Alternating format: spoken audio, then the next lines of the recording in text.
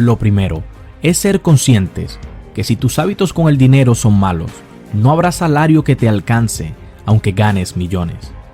La buena noticia es que si cambias tu forma de pensar, incluso aquellos pensamientos que parecen no tener relación directa con el dinero, mejorará tu situación económica por lo menos en 21 días. Para ello, te recomendamos que anotes en un cuaderno las 5 recomendaciones y los 7 hábitos que te ayudarán a resolver tu problema económico. El primer mal hábito es gastar tu dinero de forma inconsciente, como cuando sales y compras cosas innecesarias, cuando sales de fiestas o a cine todos los fines de semana, cuando compras café todo el tiempo, cuando sales a fumar. Esto es un pésimo hábito tanto para la salud como para tu bolsillo, así que piénsalo mejor antes de comprar la siguiente cajetilla de cigarrillo. Salir a tomar un café no está mal, pero no lo conviertas en una costumbre. Mejor prepárate una taza de café en tu casa y llévala al trabajo. Segundo, hábito de gastar todo lo que ganas. Si este es tu caso, piensa por un momento que es posible gastar todo el dinero que tienes en las cosas que realmente deseas. Imagina que siempre pudieras comprar las cosas que necesites. Si quieres eliminar este mal hábito, te recomendamos no pagar con tarjetas de crédito. Esperar siempre a tener el dinero para pagarlo de contado. Contar con un fondo de emergencia solo para cosas importantes. Además, tienes que tener una meta de ahorro, por lo menos el 10% de lo que ganas. Con el dinero ahorrado, trata de comenzar un negocio que requiera de poca inversión. Lo importante es destinar un pequeño dinero a tener otra fuente de ingreso. Tercero, no hacer un seguimiento de tus gastos. Si este es tu caso y realizas compras diarias y no tienes un seguimiento de los gastos inesperados, no pienses que tratar de mantener estos números en tu mente funciona todo el tiempo. Necesitas tener un registro exacto de todas las fugas de dinero, absolutamente todo lo que haga que el dinero salga de tu bolsillo. Debes empezar a tener una contabilidad, especialmente si eres de esas personas que gasta dinero en exceso o eres comprador compulsivo. Es necesario que empieces a analizar tus hábitos de gasto de manera activa. Encontrarás gastos innecesarios que puedes eliminarlos para ahorrar e invertir en un futuro. Cuarto, hacer siempre el pago mínimo de tus tarjetas de crédito.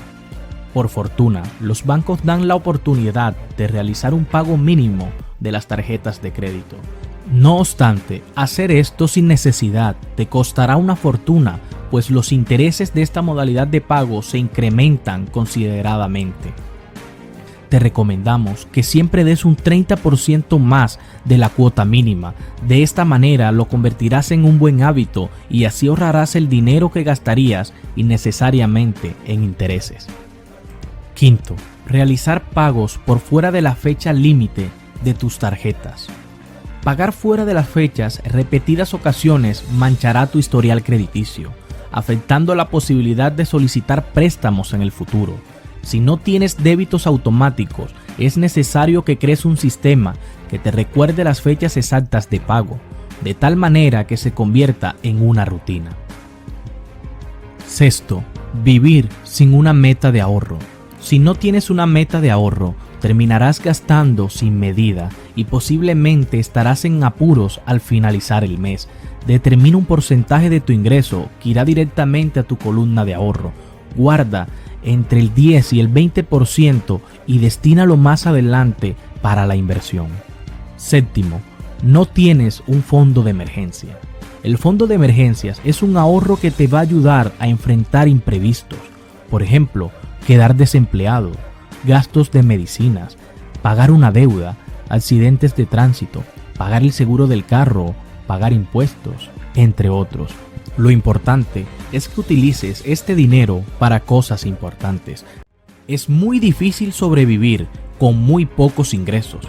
Tú lo sabes muy bien. Para hacer más dinero, puedes trabajar más duro o puedes trabajar con más inteligencia. Elige la segunda opción. en lugar de gastar tu vida trabajando en 2 o incluso 3 trabajos para salir del paso, mejor obtén una educación adecuada y fórmate en una carrera que te permita vivir cómodamente. Tienes que hacer un proyecto de vida. Una de las recomendaciones es buscar trabajos que requieran de tiempo flexible.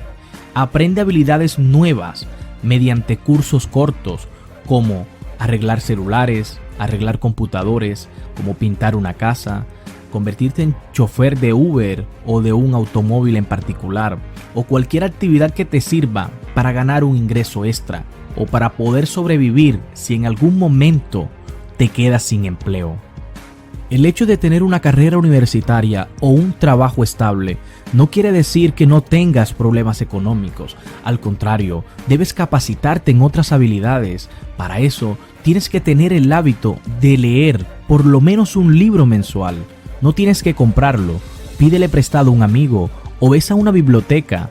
Pero lo más importante es que inviertas en tus habilidades, aquellas que te ayudarán a tener un mejor estilo de vida. Recuerda, anotar las 5 recomendaciones y los 7 hábitos en un cuaderno para que puedas mejorar tu situación económica en 21 días. Segunda recomendación, declárate libre de deudas. La regla número 1 en cuestiones financieras es simple y clara: gasta menos de lo que ganas. No obstante, muchas personas luchan diariamente con sus malos hábitos y viven sumergidos en deudas eternas que tratan de cubrir para entrar en otras. Para salir de la deuda y acumular ahorros, debes hacer un uso inteligente de cualquier dinero extra que consigas. Por colocar un ejemplo, si te encuentras libre de deudas y quieres comprar algo, antes de pensar en gastar tu dinero, tienes que abrir una cuenta de ahorros solo para emergencias. Esto te ayudará a que si en cualquier momento necesitas dinero, no recurras a préstamos y a deudas para poder solucionar ese problema. Piénsalo de esta manera: si no tuvieras la obligación de pagar arriendo, o de pagar la cuota de un coche, o incluso de pagar tus tarjetas de crédito, ¿cuánto dinero ahorrarías? Las únicas cuentas que necesitarías pagar serían los servicios públicos, los impuestos, seguros, gasolina y tus alimentos. El error que comete el 95% de las personas que tienen problemas económicos es que al ver que no tienen obligaciones o que les sobra dinero, es la oportunidad perfecta para adquirir un televisor nuevo, salir de fiesta o comprar ropa nueva. Tranquilo, todos tenemos este tipo de pensamiento, pero a partir de ahora vamos a ser conscientes que nuestra prioridad es vivir libres de deudas. Tercero, vende lo que puedas. Vende las cosas que no necesites, como los muebles, las máquinas, videojuegos, cosas que realmente ya no utilizas. Vende tu colección de películas. Si tienes más de 3 televisores, vende uno. Lo digo en serio, tus niños o las personas que vivan contigo deben buscar otra forma de invertir su tiempo. Cuarto, guarda las monedas en un frasco. Para nadie es un secreto que el dinero es irresistiblemente fácil de gastar, especialmente en cosas pequeñas. Esos consumos que parecen insignificantes, pero al final de mes se convierten en un mal hábito que te impide ahorrar, y cuando empieces a llevar tus registros te darás cuenta todo el dinero que estás desperdiciando. Para ello, consigue un frasco de vidrio o de plástico donde puedas depositar tus monedas todas las noches. Al final de mes, enrolla las monedas y deposítalas en una cuenta de ahorros. No te vas a retirar siendo rico con el dinero que guardes en tu frasco.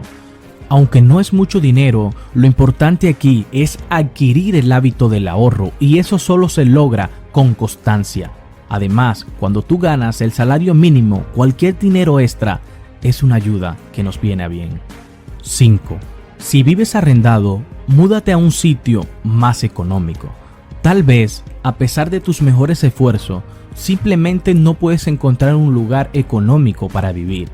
En ese caso, puede ser el momento de hacer algo radical, como mudarse a una nueva ciudad o un estado con un menor costo de vida. eso no es excusa para simplemente levantarte, empacar e irte sin tener un lugar a donde alojarte o tener un plan para saber qué hacer cuando llegues allí. En vez de eso, haz una investigación primero y consigue un trabajo de antemano. Estas 5 recomendaciones son importantes para mejorar tu situación financiera.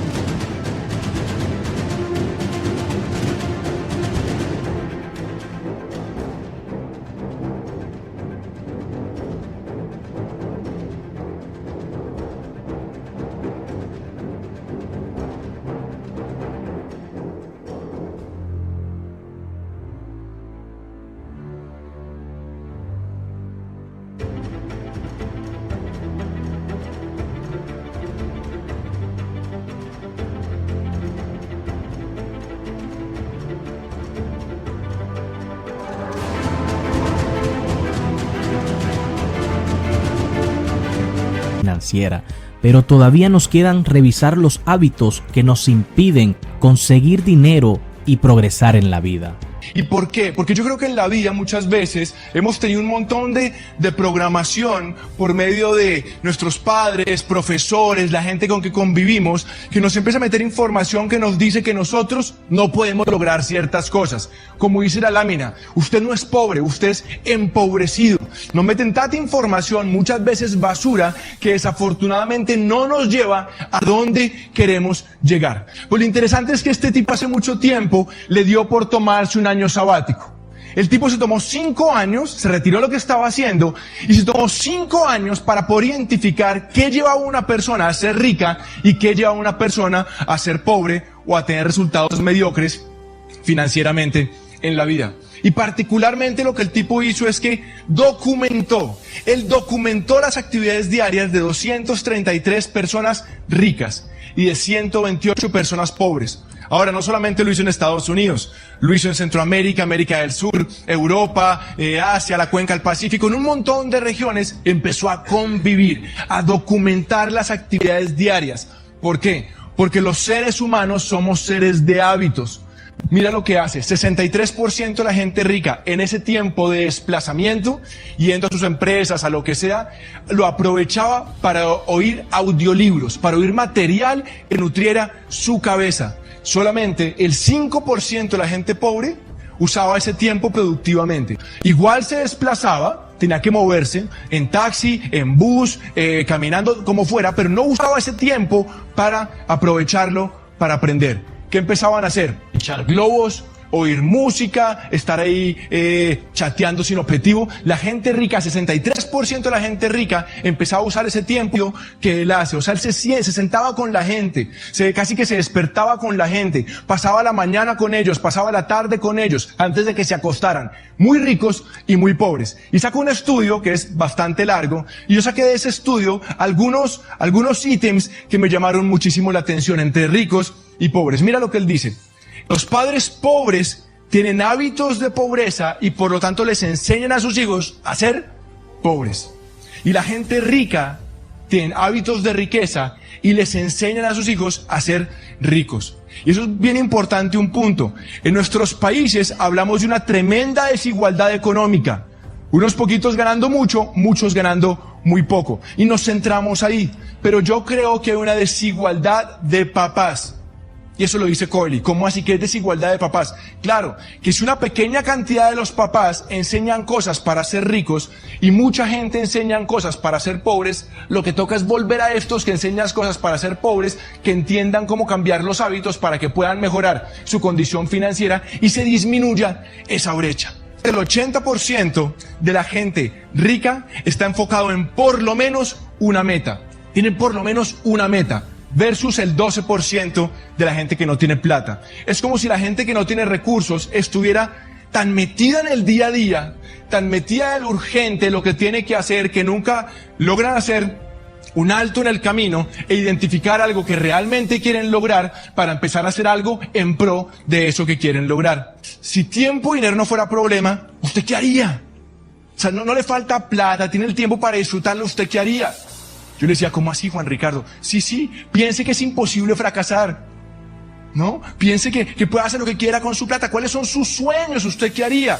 Y fíjate, yo tenía 23 años de edad y ya yo empezaba a tener un montón de techo en mis perspectivas, porque lo que yo veía que me esperaba era trabajar 30, 35, 40 años para otro. Y cuando Juan Ricardo me hace esa pregunta,